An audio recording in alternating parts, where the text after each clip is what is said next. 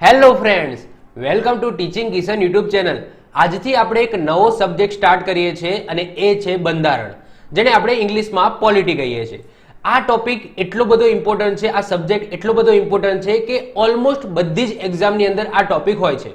પછી એ બિન સચિવાલય લઈ લો કે પોલીસની ભરતીની લઈ લો, આ બધાની અંદર આ બંધારણ સબ્જેક્ટ અંદર મૂકેલો હોય છે અને મૂકેલો જ હોય છે। કેમ?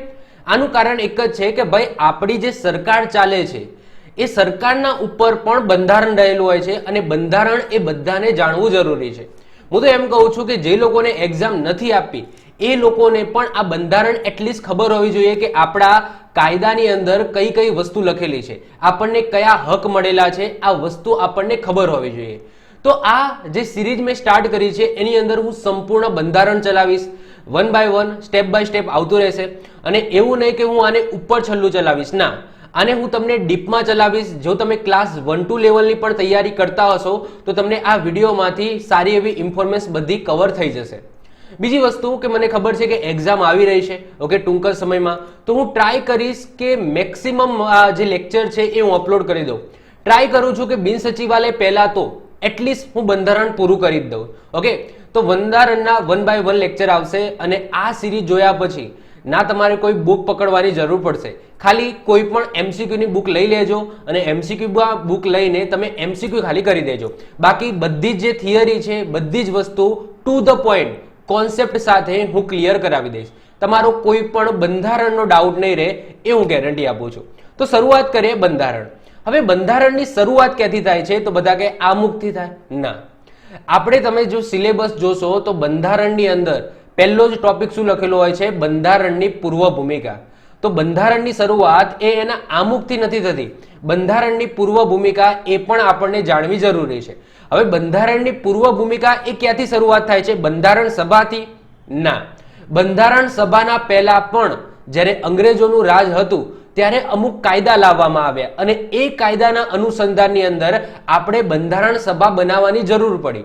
તો એના પહેલા આપણે જે કયા કાયદા લાવવામાં આવ્યા હતા બ્રિટિશ સરકાર દ્વારા, તો એ બ્રિટિશ સરકાર દ્વારા જે કાયદા લાવવામાં આવ્યા હતા એને પણ આપણે થોડા એવા સમજવા પડે।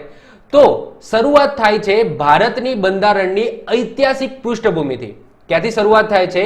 ભારતના બંધારણની ઐતિહાસિક પૃષ્ઠભૂમિથી બંધારણની શરૂઆત થાય છે અને આ છે આપણો ટોપિક નંબર 1। આની અંદર બ્રિટિશ સરકાર દ્વારા કયા કયા કાયદાઓ લાવવામાં આવ્યા હતા એની પણ સાથે સાથે સમજૂતી લઈશું।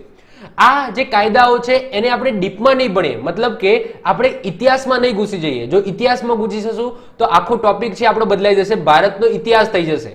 તો આપણે બંધારણ ભણવાનું છે તો ટુ ધ પોઈન્ટ બંધારણને જેટલું લગતું છે એની જ આપણે વાત કરીશું, પણ ઓલમોસ્ટ બધી જ વસ્તુ એ કાયદાની અંદર જે આવે છે એ આપણે કવર કરી લઈશું, ઓકે। તો શરૂઆત કરીએ તો આપણે થોડું અગાઉનું આપણે થોડું જોઈ લઈએ।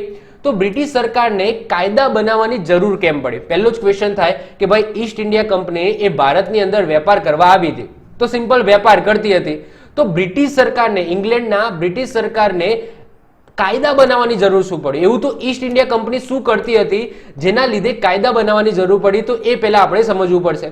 તો વાત કરીએ ઈસવીસન 1600, જે સમયે ઈસ્ટ ઇન્ડિયા કંપની છે એ પરવાનગી લઈને, કોની? ઇંગ્લેન્ડની મહારાણી એલિઝાબેથ વનની પરવાનગી લઈને ભારતની અંદર વેપાર કરવા માટે આવી। એના અથાત પ્રયત્નો પછી ભારતમાં વેપાર કરવાની મંજૂરી મળી। તમને ખબર છે કે જહાંગીરના દરબારમાં આવ્યા હતા, ઓકે, એમને પરવાનગી લીધી હતી, તો એ બધું હિસ્ટ્રીમાં જોઈશું, પણ એજ ઓફ નાવ મેં ટૂંકમાં કહી દીધું કે ભાઈ અથાત પ્રયત્નોથી એમને ભારતની અંદર વેપાર કરવાની પરવાનગી મળી।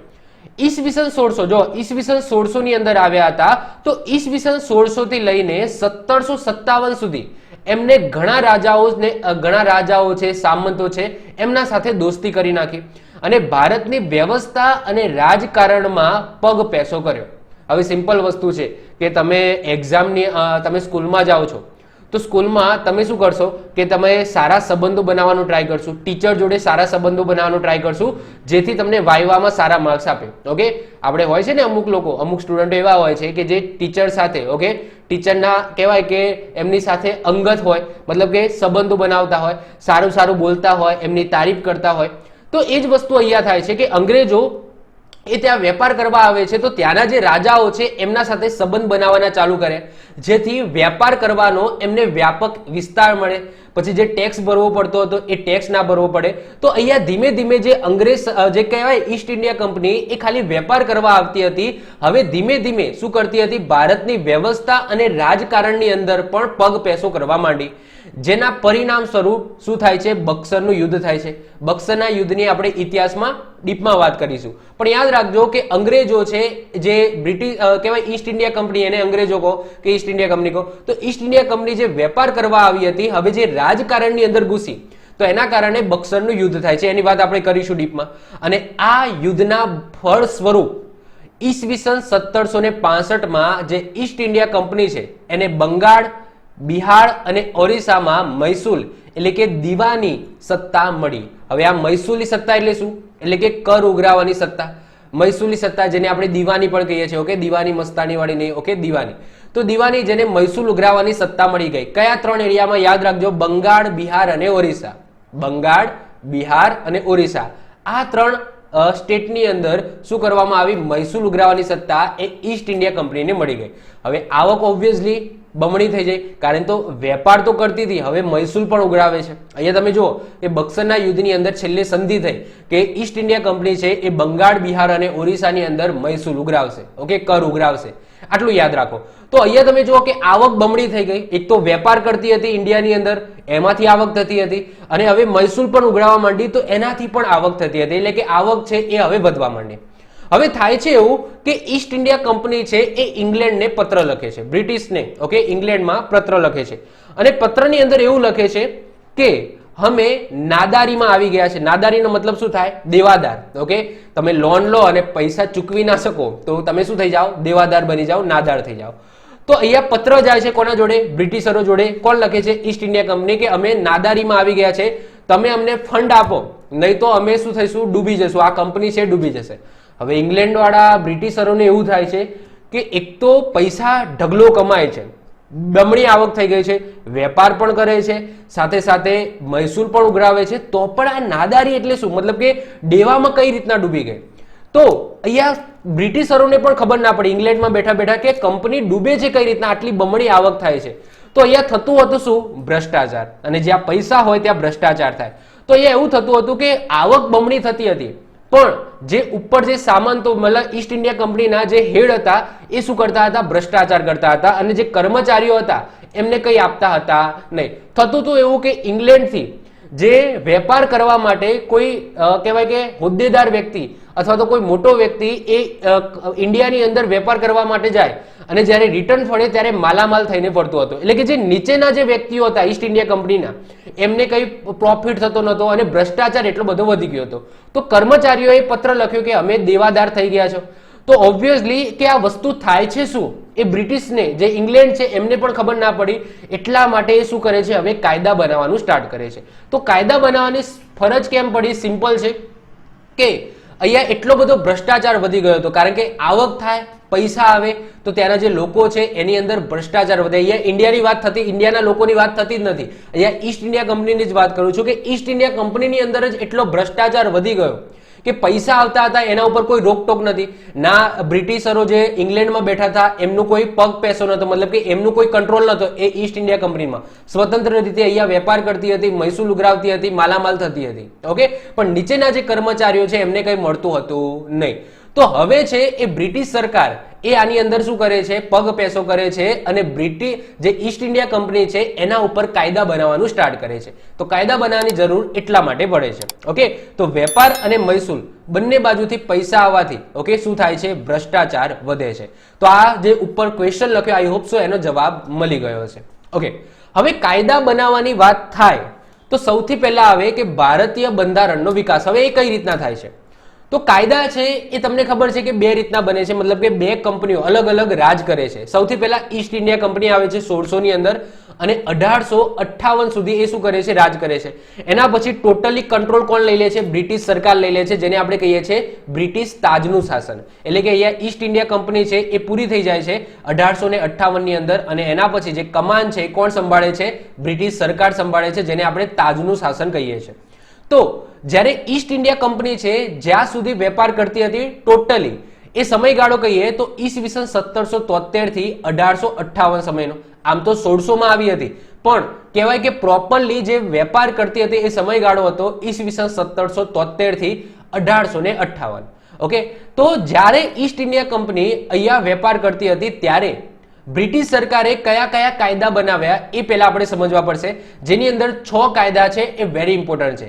Regulating act 1773, Pitt's India act 1784, charter act 1, 2, 3 અને 4 જે 20 વર્ષે શું થતા હતા, રિન્યુ થતા હતા.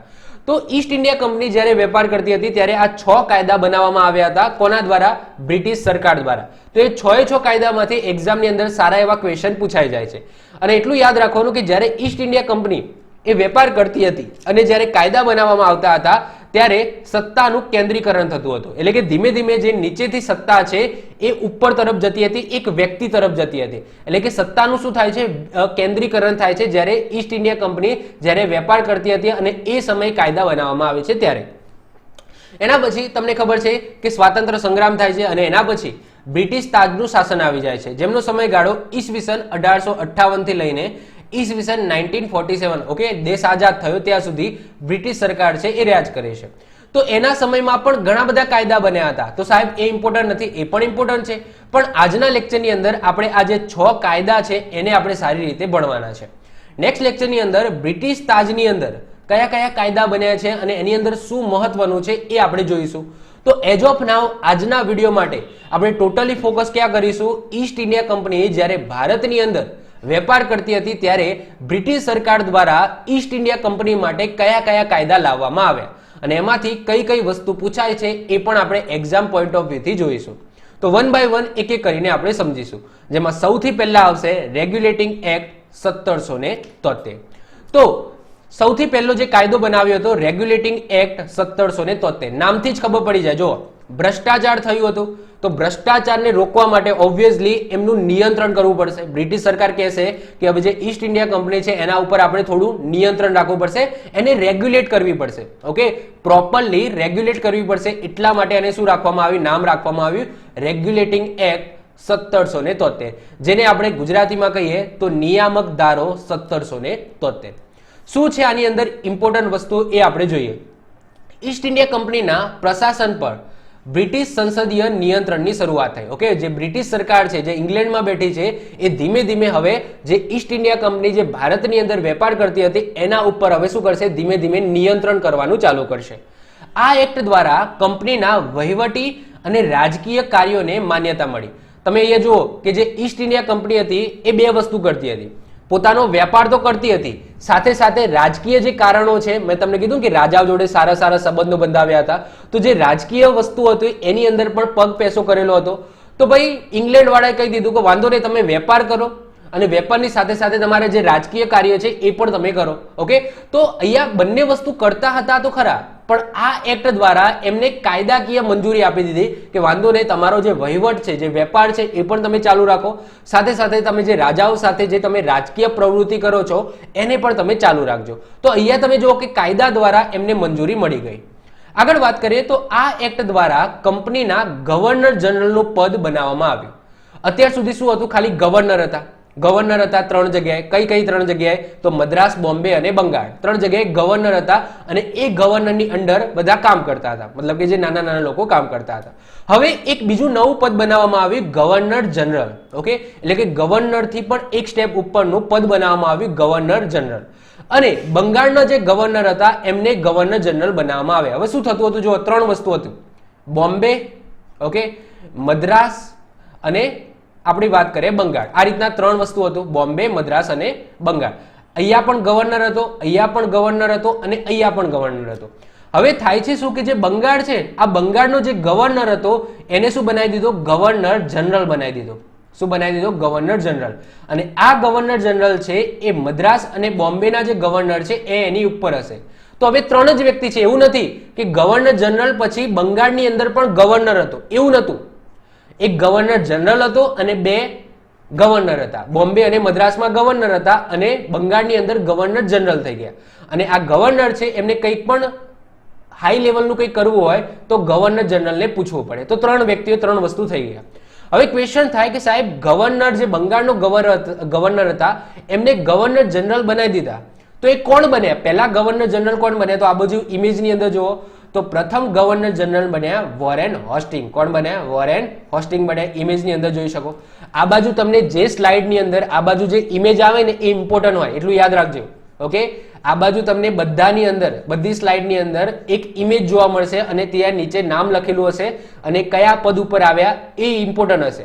ઓકે, એને તો ભૂલવાનું નહીં જ. જે ફોટાવાળું છે ને એને તો ભૂલતા જ નહીં. તો વોરેન હોસ્ટિંગ એ પ્રથમ ગવર્નર જનરલ બને. આ ગવર્નર જનરલને મદદ કરવા માટે, હવે ગવર્નર જનરલ બન્યા તો એને મદદ કરવા માટે 4 વ્યક્તિઓની પરિષદ એટલે કે એક કાઉન્સિલ બનાવવામાં આવી અને એમનો સમયગાળો કેટલો હતો? 5-5 વર્ષે. એટલે કે 5-5 વર્ષે ગવર્નર જનરલ એ પણ બદલાઈ જાય અને 5 વર્ષ પછી જે 4 વ્યક્તિઓની જે કાઉન્સિલ બનાવવામાં આવી હતી એને પણ રિન્યુ કરવાના એટલે કે બદલાવાના.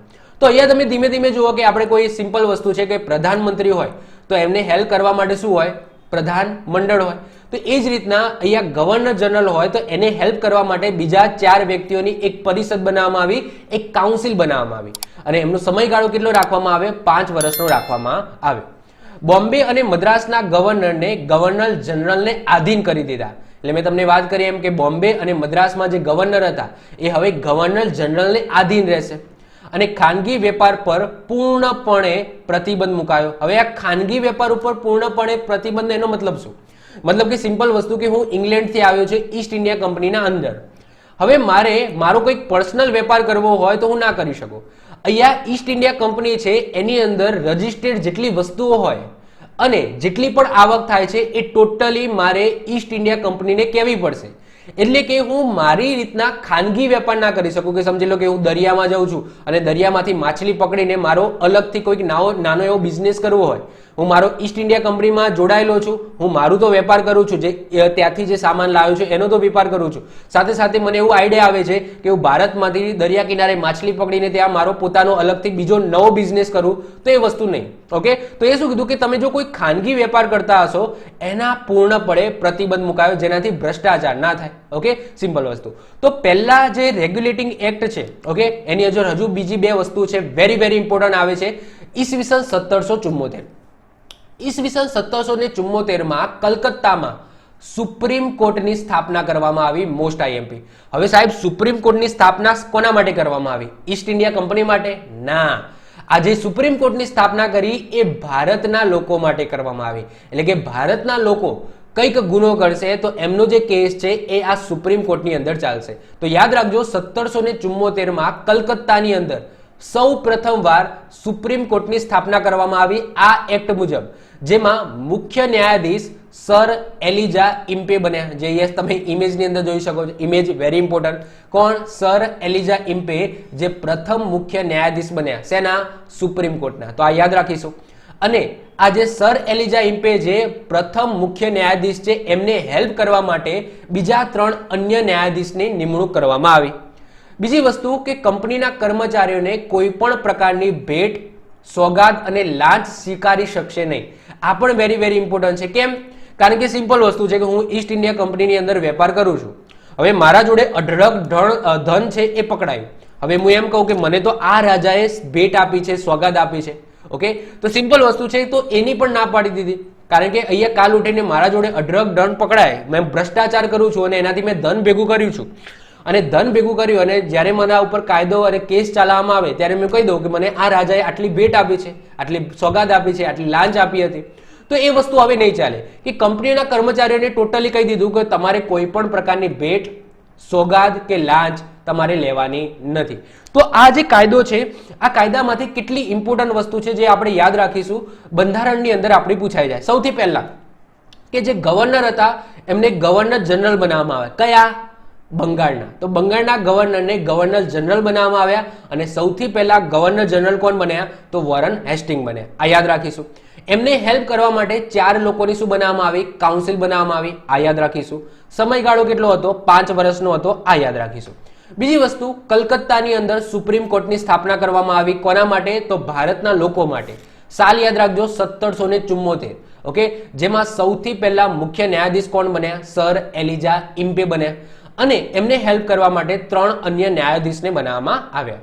અને અહીંયા ભેટ, સોગાદ અથવા લાંચ સ્વીકારી શકશે નહીં, આવું પણ આ કાયદાની અંદર લખેલું છે. તો આ કાયદામાંથી આપણે આટલી વસ્તુ યાદ રાખીશું, રેગ્યુલેટિંગ એક્ટ 1773 માંથી. એના પછી આ જે કાયદો હતો, ઓકે, રેગ્યુલેટિંગ એક્ટ 1773, એની અંદર હજુ પણ કઈક ખામીઓ હતી.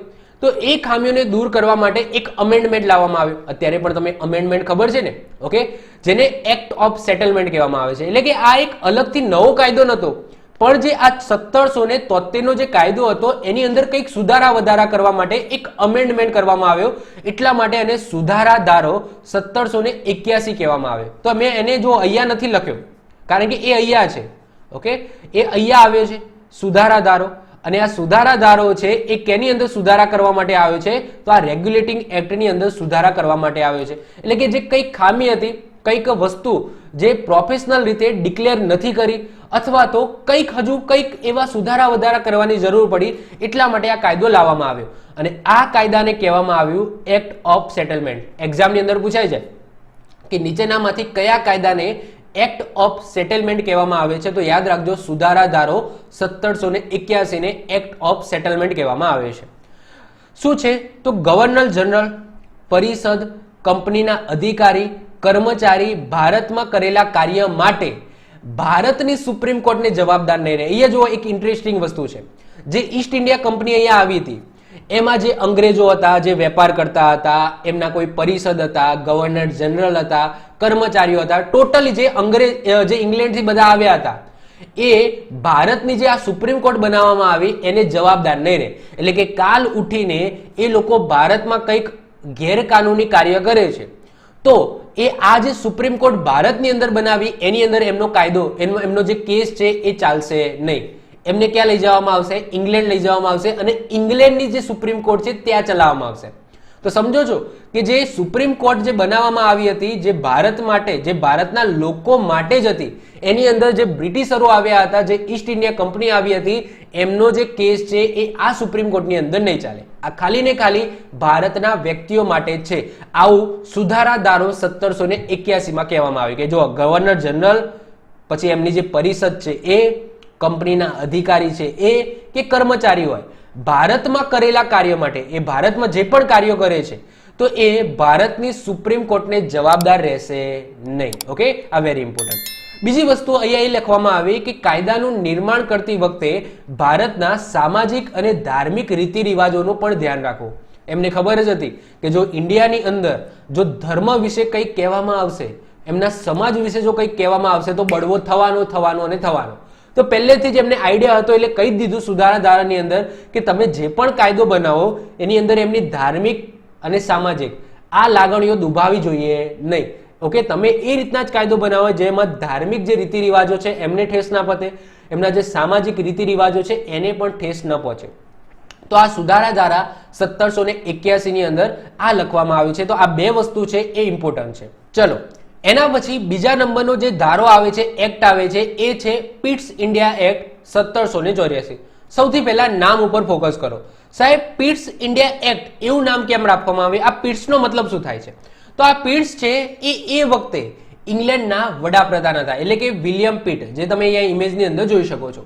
તો એ વખતે ઇંગ્લેન્ડના વડાપ્રધાન હતા વિલિયમ પિટ્સ, અને આ પિટ્સ ઉપરથી, એમના નામ ઉપરથી આ ધારાનું નામ આપવામાં આવ્યું પિટ્સ ઇન્ડિયા એક્ટ 1784. શું છે આ એક્ટની અંદર? આમાંથી આપણે કેટલી વસ્તુ યાદ રાખીશું. સૌથી પહેલા રેગ્યુલેટિંગ એક્ટની ખામી દૂર કરવા માટે આ એક્ટ લાવવામાં આવ્યો. હજુ પણ જે રેગ્યુલેટિંગ એક્ટ, જે નિયામક ધારો હતો, એની અંદર હજુ પણ કંઈક ખામી હતી, તો એને દૂર કરવા માટે આ પિટ્સ ઇન્ડિયા એક્ટ લાવવામાં આવ્યો. પિટ્સ ઇન્ડિયા એક્ટ 1784 આપણે ખાસ યાદ રાખીશું. ચલો, આની અંદર જે મેન વસ્તુ થઈ છે, મહત્વની વસ્તુ થઈ છે કે કંપનીના વ્યાપારિક અને રાજકીય કાર્યોને અલગ કર્યા. હવે તું શું હતું સમજી લો કે ઈસ્ટ ઇન્ડિયા કંપની છે એ વેપાર પણ કરતી હતી અને સાથે સાથે રાજકીય કાર્ય પણ કરતી હતી. બે વસ્તુ કરતી હતી, વેપાર પણ કરતી હતી અને રાજકીય કાર્ય પણ કરતી હતી. તો અહીંયા આ બંને વસ્તુ સંભાળતું હતું કોણ? Court of director. શું સંભાળતું હતું? કોર્ટ ઓફ ડિરેક્ટર અથવા તો ડાયરેક્ટર. તો કોર્ટ ઓફ ડિરેક્ટર છે એ બંને વસ્તુ સંભાળતા હતા, વ્યાપારિક વસ્તુ પણ સંભાળતા હતા અને રાજકીય વસ્તુ પણ સંભાળતા હતા. એટલા માટે સારી એવી એફિશિયન્સી મળતી નથી. કારણ કે તમે સમજી લો કે કોઈ એક વ્યક્તિને બે વસ્તુ કરવાનું આપે કે ભાઈ તમારે વેપાર પણ કરવાનો છે, સાથે સાથે રાજકીય કાર્ય પણ કરવાનું છે, તો એ વ્યક્તિને એટલી બધી એફિશિયન્સી મળે નહીં. તો એના માટે શું કરવામાં આવ્યું કે રાજકીય અને વેપારિક કાર્યો છે એને અલગ અલગ કરવામાં આવ્યા અને બે વસ્તુ બનાવવામાં આવી. એક કોર્ટ ઓફ ડિરેક્ટર તો હતું જે બંને વસ્તુ સંભાળતી હતી. હવે કોર્ટ ઓફ ડિરેક્ટરને કહી દીધું કે હવે તમારે ખાલી ને ખાલી વેપાર ઉપર ધ્યાન આપવાનું છે, એટલે કે તમારે ખાલી ને ખાલી વ્યાપારિક વસ્તુ છે એને સંભાળવાની છે. અને એક નવી સિસ્ટમ ઊભી કરી જેને નામ આપવામાં આવ્યું બોર્ડ ઓફ કંટ્રોલ. ઓકે, શું નામ આપવામાં આવ્યું? Board of control. આ બોર્ડ ઓફ કંટ્રોલ એ ખાલી ને ખાલી જે રાજકીય વસ્તુ છે એને સંભાળશે. તો બે વસ્તુ છે જે અત્યાર સુધી કોર્ટ ઓફ ડિરેક્ટર છે એ બંને વસ્તુ સંભાળતા હતા, વ્યાપારિક અને રાજકીય. તો હવે કોર્ટ ઓફ ડિરેક્ટરને કહી દીધું કે હવે તમારે ખાલી ને ખાલી વેપાર ઉપર ધ્યાન આપવાનું અને વેપારને લગતી જેટલી બાબતો છે એ જ સંભાળવાની. અને રાજકીય બાબતોને સંભાળવા માટે બોર્ડ ઓફ કંટ્રોલ લાવવામાં આવ્યું અને એ બોર્ડ ઓફ કંટ્રોલની અંદર 6 કમિશનર ઓકે હશે. કેટલા? 6 સભ્યો. પૂછાઈ જાય કે કેટલા સભ્યો હોય તો 6 સભ્યો, જેને 6 કમિશનર કહેવામાં આવતા હતા. ફરીથી રિપીટ કરું છું કે જે બોર્ડ ઓફ કંટ્રોલ બનાવવામાં આવ્યું એની અંદર કેટલા સદસ્યો હશે તો 6 સદસ્યો હશે અને જેને 6 કમિશનર પણ કહેવામાં આવે છે. તો યાદ રાખજો, એક્ઝામની અંદર પૂછાઈ જાય કે ભાઈ રાજકીય કાર્ય કરવા માટે કઈ સિસ્ટમ ઊભી કરવામાં આવી હતી બ્રિટિશ સરકાર દ્વારા, તો બોર્ડ ઓફ કંટ્રોલ. પૂછાઈ જાય એવું કે કોર્ટ ઓફ ડાયરેક્ટર એ કઈ વસ્તુ સંભાળતું હતું તો વેપાર વસ્તુ, બોર્ડ ઓફ કંટ્રોલ એ કઈ વસ્તુ સંભાળતો હતો તો રાજકીય વસ્તુ સંભાળતા હતા. આગળ વાત કરીએ, બોમ્બે અને મદ્રાસ સંપૂર્ણપણે હવે ગવર્નર જનરલને આધીન થઈ ગયું. પહેલા શું હતું કે બે ગવર્નર હતા અને એક ગવર્નર જનરલ હતા. 3 વસ્તુ હતું, એક ગવર્નર જનરલ અને બે ગવર્નર. બે ગવર્નર ક્યાં હતા? એક બોમ્બેમાં હતા અને એક મદ્રાસમાં હતા અને એના ઉપર શું હતું? ગવર્નર જનરલ હતું. તો આ 3 વસ્તુ છે આમ પોતે સ્વતંત્ર રીતે કાયદા ઘડતા હતા, સ્વતંત્ર રીતે બધું કરતા હતા, પણ કોઈક મોટો કાયદો હોય તો આ બોમ્બે અને મદ્રાસ છે એ ગવર્નર જનરલ પાસે જતા હતા. પણ ધીમે ધીમે જેમ નવા એક્ટ આવતા ગયા એમ આ બોમ્બે અને મદ્રાસના જે ગવર્નર છે એમના પાસેથી જે સત્તાઓ છે એ ધીમે ધીમે ઓછી કરવા માંડી અને જે સત્તાઓ છે એ બધી ધીમે ધીમે ગવર્નર જનરલને આપવા માંડ્યા. ઓકે, તો હવે ટોટલી જે બોમ્બે અને મદ્રાસના ગવર્નર છે એ ટોટલી ડિપેન્ડ કોના ઉપર થઈ ગયા? ગવર્નર જનરલ ઉપર થઈ ગયા. હવે ગવર્નર જનરલ ક્યાં છે? બંગાળની અંદર છે, ભૂલવાનું નહીં. ભારતના અંગ્રેજો સામે કેસ ચલાવવા ઇંગ્લેન્ડની અંદર પણ સુપ્રીમ કોર્ટની સ્થાપના થઈ. મેં તમને કીધું એમ કે અંગ્રેજો છે એ ભારતની અંદર વેપાર કરવા તો આવ્યા હતા ઈસ્ટ ઇન્ડિયા કંપનીની સાથે, પણ એ કંઈક ગુનો કરે તો એ ભારતની સુપ્રીમ કોર્ટની અંદર તો એમનો કેસ ચલાવવાનો નહોતો.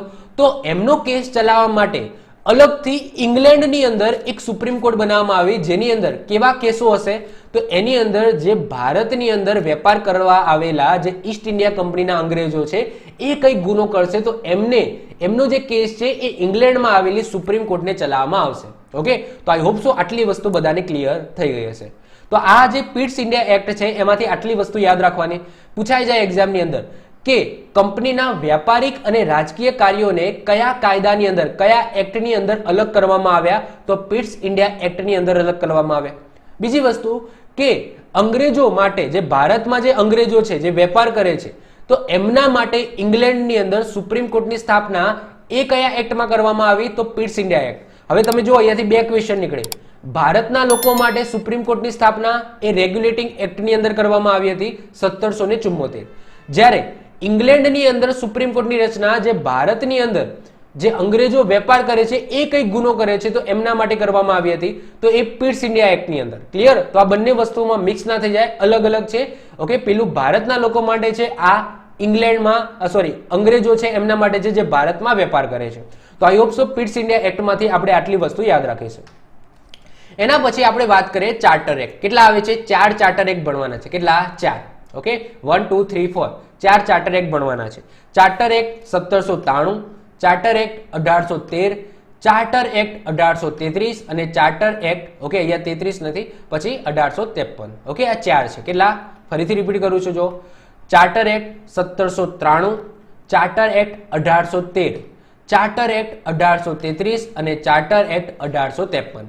સાહેબ સાલ કઈ રીતના યાદ રાખ? કશું નહીં, બધાની અંદર 20 વર્ષનો ફરક છે. ઓકે, તમે સિમ્પલ વસ્તુ ચાર્ટર એક્ટ 1793 ની અંદર 20 ઉમેરો તો 1813 થાય, 1813 માં 20 ઉમેરો 1833 થાય, 1833 માં 20 ઉમેરો 1853 થાય. મતલબ કે એટલો આઈડિયા આવી ગયો કે ભાઈ ચાર્ટર એક્ટ છે એ દર 20 વર્ષે રિન્યુ થતો હતો. કેટલા? દર 20 વર્ષે રિન્યુ થતો હતો. સૌથી પહેલો જ ક્વેશ્ચન થાય કે ભાઈ ચાર્ટર એક્ટ એકચ્યુઅલી છે શું?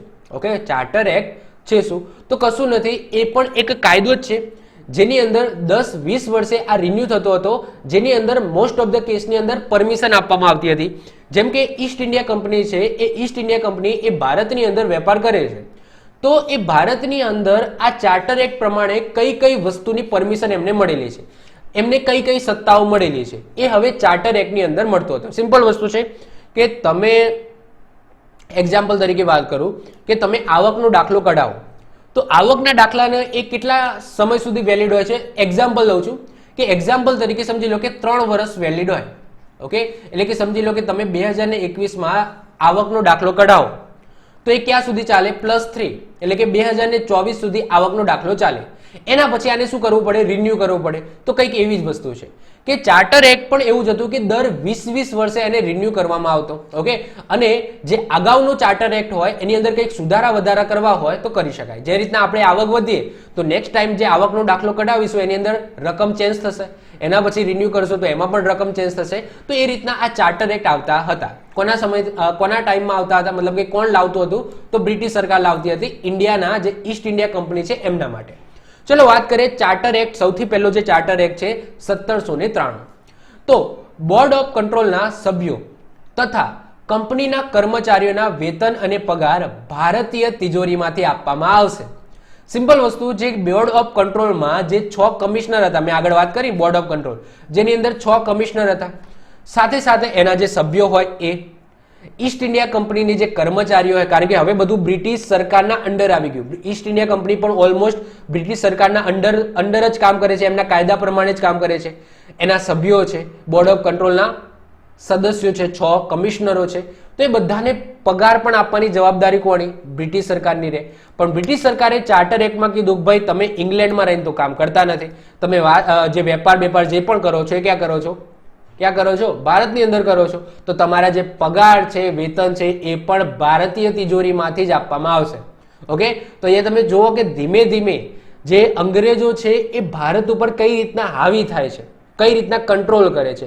હવે કહી દીધું કે ભાઈ અંગ્રેજો જેટલા પણ ભારતમાં રહે છે, પછી એ ઈસ્ટ ઇન્ડિયા કંપનીના હોય, બોર્ડ ઓફ કંટ્રોલના હોય, બોર્ડ ઓફ ડિરેક્ટરના હોય કે કંઈ પણ હોય, જેટલા અંગ્રેજો એ ભારતમાં રહે છે એ બધાનો જે પગાર છે એ ભારતની તિજોરીમાંથી જ આપવામાં આવશે. આગળ વાત કરીએ, ઈસ્ટ ઇન્ડિયા કંપનીને ભારતીય વેપાર પરની ઇજારાશાહી એટલે કે એકાધિકાર 20 વર્ષ સુધી મંજૂર કરવામાં આવ્યો, એટલે કે રિન્યુ કરવામાં આવ્યો. ઈસ્ટ ઇન્ડિયા કંપની છે એ ભારતની અંદર વેપાર કરવા માટે આવી હતી. હવે સિમ્પલ વસ્તુ છે કે જો ઈસ્ટ ઇન્ડિયા કંપની આવે તો ઇંગ્લેન્ડમાંથી ઘણી બધી કંપનીઓ તૈયાર થાય. ઓકે, આ એક કંપની થોડી હોય ઇંગ્લેન્ડમાં. ઇંગ્લેન્ડમાં બીજી પણ કંપની હોય કે હા ઈસ્ટ ઇન્ડિયા કંપની ભારતમાં જઈને આટલું બધું કમાય છે તો લાવ આપણે પણ જઈએ. ઓકે, તો અહીંયા શું કહી દીધું? ઈસ્ટ ઇન્ડિયા કંપનીને એક એકાધિકાર આપી દીધો કે ભાઈ તમારે 20 વર્ષ સુધી, નેક્સ્ટ 20 વર્ષ સુધી તમે એકલા જ ભારતની અંદર વેપાર કરી શકશો. ઇંગ્લેન્ડમાંથી કોઈ બીજી કંપની અમે નહીં લાવીએ. ઓકે, આ એક્ટમાં શું કહી દીધું કે નેક્સ્ટ 20 વર્ષ સુધી ઇજારાશાહી કહેવામાં આવે, જેને એકાધિકાર કહેવામાં આવે. ઇજારાશાહીનો મતલબ શું થાય? એકાધિકાર. એટલે કે નેક્સ્ટ 20 વર્ષ સુધી તમે એકલા જ તમે ભારતની અંદર વેપાર કરવાની તમને છૂટ છે. અમે કોઈ બીજી કંપની ઇંગ્લેન્ડથી વેપાર કરવા માટે ભારતની અંદર લાવીશું નહીં. ઓકે, તો આ ચાર્ટર એક્ટ 1793 ની અંદર આ એમને મંજૂરી આપી દીધી. તો આ બે વસ્તુ છે એ ચાર્ટર એક્ટ 1793 ની અંદર યાદ રાખીશું. એના પછી વાત કરીએ ચાર્ટર એક્ટ 2 એટલે કે 1813 નો. ચાર્ટર એક્ટ 1813 એટલે કે 20 વર્ષ થઈ ગયા. ઓકે, હવે સમજી લો કે આ જે વસ્તુ થઈ એના કેટલા વર્ષ થઈ ગયા? 20 વર્ષ પૂરા થઈ ગયા. હવે નવો ચાર્ટર એક્ટ આવ્યો 1813 માં. હવે ધીમે ધીમે તમે જોજો કે ઈસ્ટ ઇન્ડિયા કંપનીને બ્રિટિશ સરકાર છે ધક્કો મારીને ધીમે ધીમે કાઢશે. ચલો, તો શું છે, જો ઈસ્ટ ઇન્ડિયા કંપનીનો ભારતનો વેપારનો જે એકાધિકાર છે એને સમાપ્ત કરવામાં આવ્યો. 20 વર્ષ પૂરા થઈ ગયા કે ભાઈ તમને 20 વર્ષ સુધી કોઈ બીજી કંપની અહીંયા ભારતમાં નહીં આવી અને વેપાર નહીં કરે. ચાર્ટર એક્ટ રિન્યુ થયો તો તમને કહી દીધું કે હવે છે એ તમારો જે એકાધિકાર છે એ હવે હું સમાપ્ત કરું છું. એટલે કે હવે બીજી કંપની પણ ઇંગ્લેન્ડથી અહીંયા ભારતમાં વેપાર કરવા માટે આવી શકશે. તો ઈસ્ટ ઇન્ડિયા કંપનીનો જે ભારતમાં વેપાર કરવાનો એકાધિકાર છે એને સમાપ્ત કરવામાં આવ્યો, પરંતુ પૂર્ણપણે નહીં. આ યાદ રાખજો, એક્ઝામની અંદર પૂછાયેલું છે કે કયા એક્ટ મુજબ અથવા તો ચાર્ટર એક્ટ 1813 માં જે ઈસ્ટ ઇન્ડિયા કંપની છો એનો સંપૂર્ણપણે જે એકાધિકાર છે એને નાબૂદ કરવામાં આવે. આ વિધાન કેવું છે, સાચું છે કે ખોટું છે? તો યાદ રાખજો, આ વિધાન ખોટું છે. સંપૂર્ણપણે નથી લઈ લીધું, મતલબ કે સંપૂર્ણપણે એનો જે એકાધિકાર છે એકદમ નથી લઈ લીધું, ધીમે ધીમે મારે છે. બ્રિટિશ સરકાર શું કરે છે કે તમારો એકાધિકાર તો સમાપ્ત કરીએ છે, પરંતુ તમારી જે મોનોપોલી છે એટલે કે જે એકાધિકાર છે એ ચા અને અફીણમાં રહેશે. મતલબ કે ચા અને અફીણનો જે તમે ચીન સાથે વેપાર કરો છો એમાં તમારો એકાધિકાર રહેશે, એમાં કોઈ બીજી કંપની નહીં આવે. બીજો તમે જે વેપાર કરો છો એની અંદર અમે ઇંગ્લેન્ડથી બીજી કંપનીને લાવીશું. ઓકે, ઇંગ્લેન્ડમાંથી જેને પણ આવવું હોય બીજી કંપની ભારતની અંદર વેપાર કરવા તો એ આવી શકશે, પરંતુ ચા અને અફીણ માટે જે તમે વેપાર કરો છો ચીન સાથે તો એની અંદર કોઈ બીજી કંપની આવશે નહીં. એની અંદર તમારો બીજા 20 વર્ષ સુધી શું રહેશે? એકાધિકાર રહેશે. ઓકે, બીજા 20 વર્ષ સુધી. તો અહીંયા તમે જુઓ કે ચાર્ટર એક્ટ 1793 20 વર્ષ સુધીનો એકાધિકાર આપ્યો. બીજાની અંદર એકાધિકાર એ થોડો છીનવી લીધો, એટલે કે બીજી બધી વસ્તુમાં છીનવી લીધો, પણ ચા અને અફીણ છે એની અંદર રાખ્યો કે તમે બીજા 20 વર્ષ સુધી તમે એકલા જ ચા અને અફીણનો ચીન સાથે વેપાર કરી શકશો. બીજી વસ્તુ, ઇંગ્લેન્ડમાંથી ભારતમાં ખ્રિસ્તી ધર્મના પ્રચાર માટેની છૂટ મળી. હવે આ શું છે તમે ધ્યાનથી સમજો. હવે ઇંગ્લેન્ડની અંદર ઓબ્વિયસલી કયા ધર્મના લોકો વધારે છે? ખ્રિસ્તી ધર્મના લોકો વધારે છે. તો ત્યાંના જે ગુરુઓ હોય ને, ખ્રિસ્તી ધર્મના ગુરુઓ જે પણ કહેવાતું હોય એમના ગુરુઓને, તો ખ્રિસ્તી ધર્મના જે ગુરુઓ હતા એમને ઇંગ્લેન્ડના જે મતલબ કે રાણી હતી એમના જોડે વાત કરી કે અમારે ઇન્ડિયા જવું છે, અમારે વેપાર નથી કરવો, અમારે ઇન્ડિયામાં જઈને ખ્રિસ્તી ધર્મનો શું કરવો છે? પ્રચાર કરવો છે. ભારતની અંદર શું હતું? હિન્દુ અને મુસ્લિમ ધર્મના લોકો હતા. હવે ખ્રિસ્તી ધર્મના લોકો કોઈ હતા નહીં. તો અહીંયા શું કરે છે? ઇંગ્લેન્ડમાં જે ગુરુઓ હોય ખ્રિસ્તી ધર્મના ગુરુઓ એ ત્યાંના રાજા જોડે જાય છે. ઓકે, એલિઝાબેથ જોડે જાય છે અને કહે છે કે અમારે ભારત જવું છે અને ભારતની અંદર ખ્રિસ્તી ધર્મનો પ્રચાર કરવો છે. તો અહીંયા આ એક્ટ મુજબ એમને શું આપી દીધી? પરમિશન આપી દીધી કે જાઓ, તમે ભારતની અંદર જાઓ અને ખ્રિસ્તી ધર્મનો તમે શું કહેવાય કે તમે પ્રચાર કરી શકો છો. તો આ એક્ટ મુજબ ઓકે ઇંગ્લેન્ડમાંથી ભારતમાં ખ્રિસ્તી ધર્મના પ્રચાર કરવાની છૂટ મળી ગઈ. બીજી વસ્તુ, કંપનીને આગામી 20 વર્ષ સુધી ભારતમાં કર ઉઘરાવવાની સત્તા આપી. અહીંયા તમે જો એકાધિકાર સમાપ્ત કરી દીધો, એટલે કે બીજી કંપની હવે ભારતની અંદર આવીને વેપાર કરી શકશે, પણ જે કંપની છે એ મહેસૂલ ઉઘરાવતી હતી, જે કર ઉઘરાવતી હતી ને એ હજુ એનું ચાલુ છે. તો કંપનીને હજુ 20 વર્ષ સુધી જે ભારતમાં કર ઉઘરાવતી હતી એની સત્તા આપી પાછી. પણ સાથે સાથે એ પણ કીધું કે તમે જે કર ઉઘરાવો છો ને એમાંથી પ્રતિ વર્ષ 1 લાખ રૂપિયા એ ભારતના શિક્ષણ, ભારતીયો જે છે ઓકે, જે આપણા દેશમાં આપણે જે રહીએ છીએ, ઓબ્વિયસલી બીજા દેશમાંથી આપણે આ દેશમાં તો આવ્યા, પણ આમના લોકોનું પણ થોડુંક ખ્યાલ રાખવું પડશે. તો ભારતીય વ્યક્તિઓ છે એમના શિક્ષાની પાછળ ખર્ચવામાં આવશે, કારણ કે હવે એ રાજ કરવું હોય તો ભારત માટે પણ કંઈક કરવું પડશે. તો એવું કહેવામાં આવ્યું કે તમે કર ઉઘરાવો, પણ તમારી જે પણ આવક થશે એમાંથી દર વર્ષે 1 લાખ રૂપિયા એ ભારતીયોના શિક્ષા માટે વાપરવામાં આવશે. તો આ પણ ચાર્ટર એક્ટ 1813 લખેલું છે. તો ચાર્ટર એક્ટ 1813 માંથી ઘણી બધી વસ્તુઓ છે જે ઇમ્પોર્ટન્ટ છે, યાદ રાખીશું.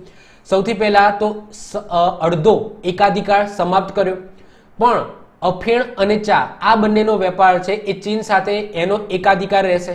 ખ્રિસ્તી ધર્મના પ્રચાર કરવાની છૂટ મળી ભારતની અંદર. 20 વર્ષ સુધી, નેક્સ્ટ 20 વર્ષ સુધી ઈસ્ટ ઇન્ડિયા કંપની એ કર ઉઘરાવી શકશે, એ પણ રિન્યુ કરવામાં આવ્યું, પરંતુ એમની આવકમાંથી 1 લાખ રૂપિયા એ ભારતની શિક્ષા માટે વાપરવામાં આવશે. આ ચાર્ટર એક્ટ 1813 લખેલો છે. એના પછી નેક્સ્ટ ચાર્ટર એક્ટ આવે છે, ચાર્ટર એક્ટ 1833. ઓકે, એટલે કે ચાર્ટર એક્ટ 3 ની વાત કરીએ. ઓકે, અહીંયા એક વ્યક્તિ આવે, શું છે, કોણ છે, આપણે જોઈએ છે. સૌથી પહેલા બંગાળના ગવર્નર જનરલને ભારતનો ગવર્નર જનરલ બનાવવામાં આવ્યો. આ ઇમ્પોર્ટન્ટ વસ્તુ છે. અત્યાર સુધી શું હતું? એક ગવર્નર જનરલ હતું અને 2 ગવર્નર હતા. બંગાળના જે ગવર્નર હતા એમને ગવર્નર જનરલ બનાવવામાં આવ્યા હતા. ઓકે, અને બાકીના જે મદ્રાસ અને બોમ્બે છે એના ગવર્નર હતા. આવું હતું. હવે શું કરી દીધું ખબર છે? આ જે ગવર્નર જનરલ હતા એને હવે ભારતના ગવર્નર જનરલ બનાવી દીધા, કારણ કે હવે અત્યાર સુધી શું હતું કે બંગાળના ગવર્નર છે એ બંગાળની જે વસ્તુઓ છે એને સંભાળતા હતા અને અંશતઃ બોમ્બે અને મદ્રાસ છે એમની અમુક વસ્તુઓ છે એને સંભાળતા હતા. હવે ભારતના ગવર્નર જનરલ બનાવ્યા પછી ભારતની અંદર જેટલી પણ કંપનીઓ છે, હવે કારણ કે એકાધિકાર અહીંયા છીનવી લીધો હતો, ઓકે, તો ઇંગ્લેન્ડથી બીજી પણ કંપનીઓ આવી હશે ભારતની અંદર વેપાર કરવા. તો ભારત, સમગ્ર ભારતની અંદર જેટલી પણ કંપનીઓ છે જે ઇંગ્લેન્ડથી વેપાર કરવા માટે આવી છે એ બધાની ઉપર કોણ હશે? ભારતના ગવર્નર જનરલ હશે. તો યાદ રાખજો કે જે બંગાળનો ગવર્નર જનરલ હતો, ઓકે, એને હવે ભારતનો ગવર્નર જનરલ બનાવવામાં આવ્યો અને સૌથી પહેલા ભારતના ગવર્નર જનરલ કોણ બન્યા? તો લોર્ડ વિલિયમ બેન્ટિંગ બન્યા. એમ પૂછાય કે સૌથી પહેલા ગવર્નર જનરલ કોણ બન્યા? તો ગવર્નર જનરલ કોણ બન્યા હતા? વોરન હેસ્ટિંગ બન્યા હતા. પરંતુ ભારતના ગવર્નર જનરલ પૂછાય તો કોણ આવશે? લોર્ડ વિલિયમ બેન્ટિંગ આવશે. ક્લિયર? તો આ બંનેમાં કન્ફ્યુઝ ના થાવ. ઓકે, અહીંયા આગળ મેં જે સ્લાઇડ ચલાવી એ, ઓકે, આમાં શું છે? તો પ્રથમ ગવર્નર જનરલ પૂછાય તો વોરેન હેસ્ટિંગ આવશે. પણ જ્યારે એમ પૂછાય કે ભારતના સૌ પ્રથમ ગવર્નર જનરલ તો લોર્ડ વિલિયમ બેન્ટિંગ આવશે. આગળ વાત કરીએ, બોમ્બે અને મદ્રાસના ગવર્નરને તેમની કાયદાકીય શક્તિ છીનવી લીધી. કાયદાકીય શક્તિનો મતલબ શું? કે જે કાયદા બનાવતા હતા એવું શું હતું? અત્યાર સુધી શું હતું કે જે ગવર્નર જનરલ હતા, બંગાળના ગવર્નર જનરલ હતા અને એ જનરલ હતા બંને, ઓકે, ગવર્નર હતા. બોમ્બે અને મદ્રાસમાં ગવર્નર હતા અને બંગાળની અંદર ગવર્નર જનરલ હતા. આ પણ પોતપોતાના રીતે પોતપોતાના એરિયાની અંદર કાયદા બનાવતા હતા. તો હવે આ એક્ટ મુજબ શું કહી દીધું કે તમારે બોમ્બે અને મદ્રાસના જે ગવર્નર છે એમને હવે કોઈ પણ કાયદો બનાવી શકશે નહીં. જે પણ કાયદા બનાવશે હવે કોણ બનાવશે? ભારતના ગવર્નર જનરલ બનાવશે. મેં તમને કીધું એમ કે ધીરે ધીરે જે બોમ્બે અને મદ્રાસના ગવર્નર છે એની સત્તા છીનવી લેવામાં આવે છે. એટલે કે અહીંયા તમે જો સત્તાનું કેન્દ્રીકરણ થાય છે. મેં પહેલા જ કીધું કે જ્યારે ઈસ્ટ ઇન્ડિયા કંપની વખતે જે કાયદાઓ આવે છે એમાં સત્તાનું કેન્દ્રીકરણ થાય છે. ક્લિયર? તો અહીંયા તમે જુઓ કે અહીંયા આ બે છે એમના જોડેથી કાયદાકીય શક્તિ છીનવી લીધી અને કાયદાકીય શક્તિ હવે ખાલી ને ખાલી કોની પાસે છે? તો ભારતના ગવર્નર જનરલ એટલે કે લોર્ડ વિલિયમ બેન્ટિંગ પાસે છે. આગળ વાત કરીએ, ઈસ્ટ ઇન્ડિયા કંપનીનો જે ચા અને અફીણનો એકાધિકાર હતો એને પણ સમાપ્ત કરી દીધો. આગળ શું આપ્યો હતો? ચા અને અફીણનો એકાધિકાર આપ્યો હતો કે 20 વર્ષ સુધી તમે એકલા કરી શકો. હવે 20 વર્ષ થઈ ગયા તો જે ચા અને અફીણનો એકાધિકાર છે એને પણ સમાપ્ત કરી દેવામાં આવ્યો. અહીંયા મેં તમને કીધું કે ધીમે ધીમે બ્રિટિશ સરકાર છે એ ઈસ્ટ ઇન્ડિયા કંપનીને ધક્કો મારીને કાઢે છે. ઓકે, આગળ વાત કરીએ તો હવે એમને કહી દીધું, ઈસ્ટ ઇન્ડિયા કંપનીને કહી દીધું કે હવે તમારે વેપાર નથી કરવાનો. બહુ કરી લીધો વેપાર, ઓકે, અત્યાર સુધી બહુ વેપાર કરી લીધો, હવે તમે ખાલી વ્યવસ્થા સંભાળો. વેપાર કોણ કરશે? બ્રિટિશ સરકાર કરશે. તો હવે જો તાજનું શાસન હજુ તો આવ્યું જ નથી, પણ અહીંયાથી આ એક્ટથી જ કહેવાય કે બ્રિટિશ સરકારે એ આખો હાથ ઉપર જે ઈસ્ટ ઇન્ડિયા કંપની છે એના પોતાના તાબા હેઠળ લાવી દીધી. હવે ઈસ્ટ ઇન્ડિયા કંપનીને કહી દીધું કે ભાઈ તમારે હવે વેપાર નથી કરવાનો, હવે તમારે ખાલી વ્યવસ્થા સંભાળવાની છે. એટલે કે જે વેપાર થાય છે, ઓકે, નાના નાના લોકો જે કર્મચારીઓ વેપાર કરે છે એની તમારે ખાલી વ્યવસ્થા કરવાની છે. તમારે વેપાર છે એનો કોઈ લોડ લેવાનો નથી. વેપાર હવે કોના અંડર રહેશે? બ્રિટિશ સરકારના અંડર રહેશે. જેટલો પણ ઇન્કમ થાય એ બ્રિટિશ સરકારને જમા કરાવવાની. જેટલું પણ વેપાર થાય છે, વેપાર કરવાનું કઈ મંજૂરી છે, આ તે બધું હવે કોણ કરશે? બ્રિટિશ સરકાર કરશે અને એમાં પણ ભારતના ગવર્નર જનરલ કરશે. આગળ વાત કરીએ, અમુક ભારતીય પ્રદેશ પર ઈસ્ટ ઇન્ડિયા કંપનીની મહેસૂલ ઉઘરાવવાની સત્તા એ 20 વર્ષ સુધી લંબાવવામાં આવી. જો અહીંયા એકાધિકાર છીનવી લીધો ચા અને અફીણનો, એટલે કે ટોટલી જે વેપારનો એકાધિકાર છે હવે છીનવાઈ લીધો. પણ હજુ પણ એક વસ્તુ કરતી હતી ઈસ્ટ ઇન્ડિયા કંપની, મહેસૂલ ઉઘરાવતી હતી. તો અહીંયા ફરીથી 20 વર્ષ રિન્યુ કરવામાં આવે છે કે ઈસ્ટ ઇન્ડિયા કંપની મહેસૂલ ઉઘરાવવાની જે સત્તા છે એ 20 વર્ષ સુધી હજુ પણ એની લંબાવવામાં આવી. કારણ કે આમાંથી ખર્ચો કાઢવાનો હતો. કોનો? ભારતના લોકોનો. ઓકે, શિક્ષા પાછળ થોડા આપવાના હતા, થોડા આમ આપવાના હતા. એટલે કે ભારતના લોકો માટે જ કંઈક પૈસા ખર્ચવાના હતા. તો ઓબ્વિયસલી મહેસૂલ છે એ તો બંધ કરાય ને. ઓકે, તો ઈસ્ટ ઇન્ડિયા કંપનીને હજુ કીધું ભાઈ તમે બીજા 20 વર્ષ સુધી તમે મહેસૂલ ઉઘરાવજો. હવે ભારતીય પ્રદેશનો સંપૂર્ણ વહીવટ છે એ બ્રિટિશ સરકારના નામથી થશે. અત્યાર સુધી શું થતું હતું કે જેટલો પણ વેપાર થતો હતો એ ઈસ્ટ ઇન્ડિયા કંપનીના નામથી થતો હતો કે કંઈ પણ વેપાર થાય છે તો એમાં ઈસ્ટ ઇન્ડિયા કંપની. પણ આ એક્ટથી એવું કહી દીધું કે ભાઈ એકાધિકાર તો છીનવી જ લીધો છે અને એમને કહી દીધું છે કે હવે તમારે વેપાર નથી કરવાનો, હવે તમારે વ્યવસ્થા સંભાળવાની છે. તો હવે જેટલો પણ વેપાર થશે એ બધો વેપાર છે એ બ્રિટિશ સરકારના નામથી થશે. કોના? બ્રિટિશ સરકારના નામથી. અને ભારતમાં અંગ્રેજ શિક્ષણ પ્રવૃત્તિની શરૂ થઈ. આ એક્ટ મુજબ જ ભારતની અંદર અંગ્રેજી શિક્ષણ, ઓકે, અંગ્રેજી શિક્ષણ પ્રવૃત્તિની શરૂઆત પણ આ એક્ટ મુજબ જ થઈ હતી. તો આ એક્ટમાંથી આટલી વસ્તુ યાદ રાખીશું. હજુ 2 પોઈન્ટ છે. હવે આ જ કાયદા અંતર્ગત એક બીજી મહત્વની વસ્તુ લાવવામાં આવે છે, એ છે કાયદા પંચ. અહીંયા તમે ઇમેજની અંદર એક વ્યક્તિને જોતા હશો, એ છે લોર્ડ મેકોલો. એવો વ્યક્તિ જેને ભારત માટે બહુ જ સારી વસ્તુ કરી છે. સૌથી પહેલા તો શિક્ષણ નીતિ લાવ્યો. તો શિક્ષણ નીતિ, ભારત માટેની જે શિક્ષણ નીતિ છે એ લાવનાર વ્યક્તિ કોણ? Lord Macaulay. બીજી વસ્તુ, જે સ્પર્ધાત્મક પરીક્ષા છે એની શરૂઆત કરનાર પણ કોણ? તો લોર્ડ મેકોલો. લોર્ડ મેકોલોએ એવું કીધું કે આપણે જે બોર્ડ ઓફ ડિરેક્ટર અને બોર્ડ ઓફ કંટ્રોલ બનાવ્યું છે એની અંદર ખાલી ને ખાલી આપણા અંગ્રેજો છે, મતલબ કે બ્રિટિશરો છે, તો એની અંદર પણ આપણે ભારતીયોને એડ કરવા પડે અને એના માટેની સ્પર્ધાત્મક પરીક્ષાઓનું આયોજન કરવું પડે, જેનાથી જે પણ વ્યક્તિ કહેવાય કે એને યોગ્ય હશે, પછી એ બ્રિટિશર વ્યક્તિ હોય કે કોઈ પણ ભારતીય વ્યક્તિ હોય, એ એક્ઝામ આપશે અને એ એક્ઝામની અંદર જે પણ વ્યક્તિ લાયકાત ધરાવતો પાસ થશે એને કોર્ટ ઓફ ડિરેક્ટર અને કોર્ટ ઓફ જે કંટ્રોલ છે એની અંદર શું મળશે? પાર્ટિસિપેટ કરવાનો અથવા તો એનો સભ્ય બનવાનો ભાગ મળશે. મતલબ ક્લિયર?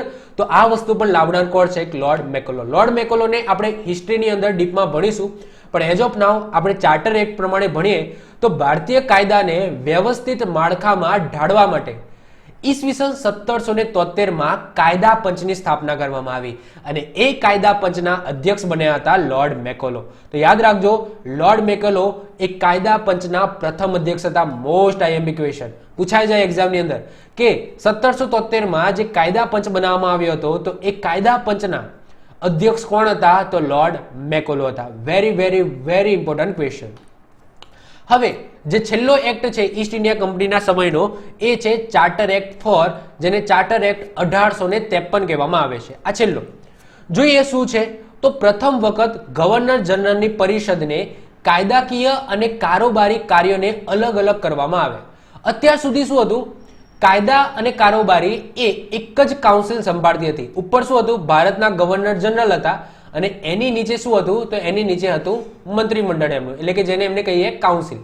હવે કાઉન્સિલ બે વસ્તુ કરતી હતી, કાયદા તો બનાવતી હતી, સાથોસાથે કારોબારી વસ્તુ છે એ પણ સંભાળતી હતી. તો ઓબ્વિયસલી એફિશિયન્સી ફરીથી વધારે મળતી નથી, કારણ કે એક તો કાયદા બનાવવાના અને એક કારોબારીનો મતલબ શું? એક કાયદાને અમલ પણ કરાવવાનો. જેમ કે અત્યારે તમે સિસ્ટમ જુઓ કે બે વસ્તુ છે, એક શું છે? મંત્રીમંડળ છે અને એક સંસદ છે. એક્ઝામ્પલ તરીકે લઉં છું કે એક મંત્રીમંડળ છે. મંત્રીમંડળ શું કરશે કે જે સંસદ દ્વારા જે કાયદા બનાવવામાં આવે છે એનું અમલ કરાવવાનું કામ કરશે. તો એમને આપણે શું કરીશું? કારોબારી. અને કાયદાકીયની અંદર સંસદ, જેની અંદર લોકસભા, રાજ્યસભા, રાષ્ટ્રપતિ ને બધા આવી જશે. તો એક્ઝામ્પલ તરીકે અત્યારનું માળખું તમે જુઓ કે કારોબારી અને કાયદાકીય આ બંને માટે અલગ અલગ વ્યક્તિઓ રાખવામાં આવે છે. ઓકે, તો એ વખતે એવું નહોતું. એ વખતે શું હતું? એક ગવર્નર, ભારતના ગવર્નર જનરલ હતા અને એમના નીચે એક કાઉન્સિલ હતી જે કાયદા પણ બનાવતી હતી અને કાયદાનો અમલ પણ કરાવતી હતી. તો અહીંયા આ એક્ટ મુજબ કાયદાકીય અને કારોબારીના કાર્યોને અલગ અલગ કરવામાં આવે અને જે કાયદાકીય પરિષદ હતી એની અંદર 6 સભ્યો તો હતા, બીજા અંદર 6 સભ્યો ઉમેરવામાં આવ્યા, એટલે હવે ટોટલ કેટલા થઈ ગયા? 12 સભ્યો થઈ ગયા. તો સાહેબ આ 12 સભ્યોની અંદર કોણ હશે? ઓકે, જે પરિષદની અંદર આગળ તો એવી કોઈ વાત આવી નથી કે ભાઈ એમને કાઉન્સિલ બનાવવાની અને એની અંદર 6 સભ્યો હોવાના, એવી આગળ તો વાત થઈ હતી. તો એ 6 સભ્યો કોણ હતા? કોઈ નવા વ્યક્તિઓ નતા. જે 6 વ્યક્તિઓમાં કોણ કોણ હતા? એક તો ગવર્નર જનરલ પોતે થઈ ગયા. ઓકે, ભારતના જે ગવર્નર જનરલ છે એ પોતે આવી ગયા એક આની અંદર. પછી એક આવશે કમાન્ડર એન્ડ ચીફ. કોણ આવશે? Commander and chief. ત્રીજા શું આવશે? ગવર્નર જનરલની કાઉન્સિલના 4 સભ્યો. યાદ કરો આગળ. ઓકે, બોર્ડ ઓફ ડિરેક્ટર અને જે પ્રથમ ગવર્નર જનરલ બનાવવામાં આવ્યા હતા બંગાળના, તો એમને હેલ્પ કરવા માટે 4 લોકોની નિમણૂક કરી હતી. તો એ 4 લોકો. ઓકે, તો ગવર્નર જનરલની જે કાઉન્સિલ હતી એના જે 4 સભ્યો હતા એ તો 4, 5 અને 6 થઈ ગયા. બીજા 6 કોણ હતા? તો એક આવશે કલકત્તાના સુપ્રીમ કોર્ટના ચીફ જસ્ટિસ. કલકત્તાની અંદર ભારત માટે જે સુપ્રીમ કોર્ટની રચના કરવામાં આવી છે તો એમના જે ચીફ જસ્ટિસ હશે તો એ વ્યક્તિ. પછી કલકત્તા ખાતે જે સુપ્રીમ કોર્ટ છે એમાં એક નિયમિત રહેતા કોઈ પણ ન્યાયાધીશ હોય એ રહ્યા, તો 2 વ્યક્તિ થયા. હવે બીજા 4 વ્યક્તિ કયા હશે? તો બંગાળ, બોમ્બે, મદ્રાસ અને ઉત્તર પશ્ચિમ પ્રાંતનું જે પણ રિપ્રેઝેન્ટેટિવ કરતા હશે, એટલે કે ત્યાંના જે ગવર્નર હશે તો એ વ્યક્તિ. તો આ રીતના 12 વ્યક્તિ હતા. કઈ રીતના? ફરીથી રિપીટ કરું છું. જો એક તો ગવર્નર જનરલ પોતે, એક કમાન્ડર એન્ડ ચીફ, ત્રીજા કોણ હશે?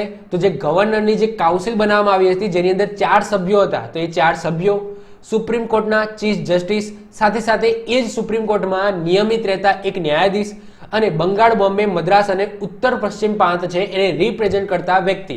તો આ રીતના 12 સભ્યો ભેગા થઈને શું બનતી હતી? એની કાયદા બનાવવા માટે જ્યારે ભેગા થતા હતા ત્યારે આ 12 વ્યક્તિઓ હતા. ઓકે, આ યાદ રાખીશું. આગળ વાત કરીએ, કર્મચારીની નિમણૂક માટેની સ્પર્ધાત્મક પરીક્ષાઓને ખુલ્લી મૂકવામાં આવી. ઓકે, ઓપન કોમ્પિટિટિવ એક્ઝામ, ઇંગ્લિશમાં કહીએ તો ઓપન કોમ્પિટિટિવ એક્ઝામ. એટલે કે અત્યાર સુધી શું હતું કે ના પાડતા હતા બ્રિટિશરો કે ભારતના લોકો છે એ હવે રાજકારણની અંદર અથવા તો કાયદાકીય અને કારોબારીની અંદર સભ્યો તરીકે નહીં ચૂંટાય. પણ આ એક્ટ મુજબ જે દેખાય છે ને લોર્ડ મેકોલો, આ લોર્ડ મેકોલોના અથાત પ્રયત્નોથી આ વસ્તુ પોસિબલ બની અને હવે ભારતના લોકો પણ સ્પર્ધાત્મક પરીક્ષા આપશે અને કાયદાકીય અને કારોબારીના સભ્યો બની શકશે. ક્લિયર? આગળ વાત કરીએ તો બોર્ડ ઓફ ડિરેક્ટર, યાદ કરો બોર્ડ ઓફ ડિરેક્ટર શેના માટે શું સંભાળતી હતી? તો વ્યાપારિક વસ્તુ સંભાળતી હતી. પણ ધીમે ધીમે તમને ખબર છે કે વેપારનું જે આખું તંત્ર છે એ કોને લઈ લીધું છે? બ્રિટિશરોએ લઈ લીધું છે, એટલે કે બ્રિટિશ સરકારે લઈ લીધું છે. તો બોર્ડ ઓફ ડાયરેક્ટરની હવે એટલી બધી જરૂર રહી નથી. તો એમાં શું કરવામાં આવે, જે બોર્ડ ઓફ ડિરેક્ટર હતી, જે વ્યાપારિક વસ્તુ સંભાળતી હતી, તો એમની સંખ્યા 24 હતી, એની ઘટાડીને શું કરી દેવામાં આવી? 18 કરી દેવામાં આવી. અને આ 18 માંથી પણ જે 6 સભ્યો છે એ બ્રિટિશ સરકાર નક્કી કરશે. એટલે કે એની નિમણૂક કરવાની જે ભલામણ છે એ કોણ કરશે? બ્રિટિશ સરકાર. તો પહેલા તો બોર્ડ ઓફ ડિરેક્ટર છે એની સંખ્યા પહેલા તો ઘટાડવામાં આવી, 24 હતી એની 18 કરવામાં આવી. અને એ 18 માંથી પણ જે 6 સભ્યો છે એ કોણ નક્કી કરશે? બ્રિટિશ સરકાર નક્કી કરશે. તો આ ચાર્ટર એક્ટ 1853 ની અંદર લખવામાં આવ્યું છે. તો આ સાથે જે ઈસ્ટ ઇન્ડિયા કંપનીનો જે સમયગાળો છે એ દરમિયાન બ્રિટિશ સરકારે કયા કયા કાયદા બનાવ્યા? Regulating act, Pitt's India, charter act 1, 2, 3, 4. તો આમાંથી જે ઇમ્પોર્ટન્ટ વસ્તુ છે, જે એક્ઝામ પોઈન્ટ ઓફ વ્યૂથી ઇમ્પોર્ટન્ટ છે, પૂછાઈ જાય એવી છે, એ મેં તમને સમજાવી દીધી. જેની અંદર શું થયું? સત્તાનું કેન્દ્રીકરણ થયું. હવે આપણે જોઈશું બ્રિટિશ તાજનું શાસન, જે નેક્સ્ટ લેક્ચરની અંદર જોઈશું. એની અંદર કયા કયા કાયદા લાવવામાં આવ્યા જેની અંદર સત્તાનું વિકેન્દ્રીકરણ થાય છે. શું થાય છે? સત્તાનું વિકેન્દ્રીકરણ. તો એના જે કાયદા છે અને એમાંથી કઈ કઈ બાબતો યાદ રાખવાની છે એની આપણે વાત કરીશું. તો આઈ હોપ સો નેક્સ્ટ લેક્ચરની અંદર આપણે બધી વસ્તુ જે ઈસ્ટ ઇન્ડિયા કંપની છે હવે પૂરી થશે, તાજનું શાસન આવશે અને એમાં કયા કયા કાયદાઓ બનશે એની આપણે વાત કરીશું. જો વિડીયો ગમ્યો હોય તો વિડીયોને લાઇક કરી દો, તમારા મિત્રો સાથે શેર કરી દો. જો તમે આ ચેનલ પર નવા હો તો ચેનલને સબસ્ક્રાઇબ કરીને બાજુમાં રહેલું બેલ આઇકન દબાવી દો, જેથી કોઈ નવો વિડીયો અપલોડ કરું તેની નોટિફિકેશન તમને મળતી રહે, તમારો કોઈ પણ વિડીયો મિસ ના થાય. તો મળીશું નેક્સ્ટ લેક્ચરની અંદર. Bye, all the best.